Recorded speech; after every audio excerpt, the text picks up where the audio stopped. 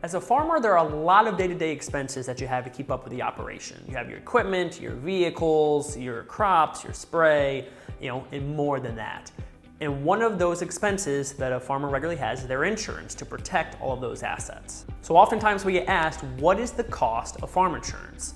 Well, it's not quite that black and white and just a blank cost. There are a lot of factors that are associated and a lot of different moving pieces, and each farm specific related to them and what they have is how we determine the cost. Is farm insurance cheaper than home insurance? Well, it depends.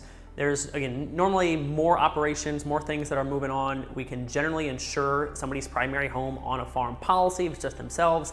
Sometimes we see multiple hands being involved in a farm operation, so there's a corporate farm policy, and then each individual still has their own primary home insurance.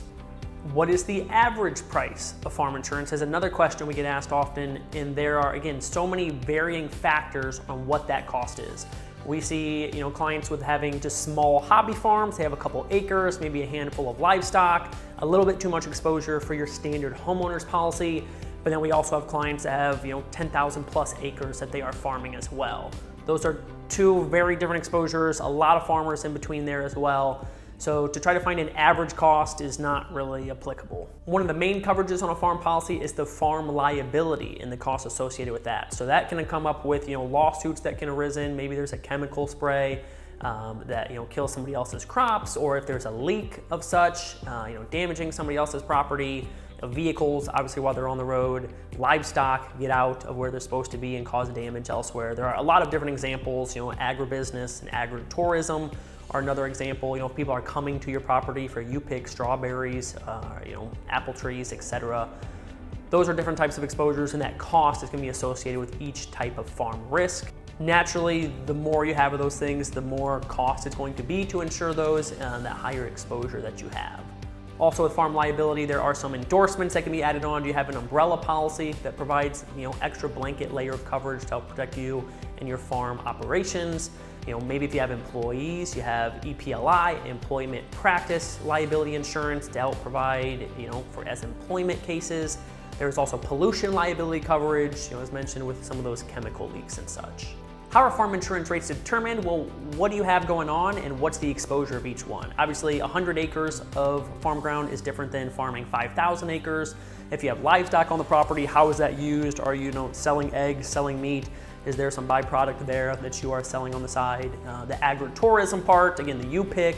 Are people coming to the property to pick, berries, fruit, etc.? If you have horses, are you breeding or boarding for other people? Those are different types of exposures that can be added onto a farm policy as well. So the average rate really depends on how much you have going on and how many moving pieces are associated with what your individual farm exposure is. It also plays into your assets and the buildings that you have, the silos, the farm buildings, the pole barns, livestock buildings, like all of those. Confinement buildings is a big one too. Those types of buildings you have, what's the size, what's the value, how much money do you have into them? That also plays a big factor into the insurance cost. Same with the farm personal property. So what equipment do you have? What are your combines, your tractors, your sprayers, planters? And those types of items are things that we calculate on our end to try to determine that average and accurate insurance cost for you. Farm vehicles is another coverage that is another type of policy to be added to a farm. So, what type of trucks do you have? Do you have semis? Do you have heavy trucks? Do you have trailers? Those that are hauling, livestock, maybe hauling crops, the harvest. Those are types of exposures that we walk through as well. So all things considered, there are a lot of different exposures that farmers have, right? Being a farmer is not for the faint of heart. It requires a lot of patience, requires a lot of faith year in and year out. And insurance is just one part of that operation.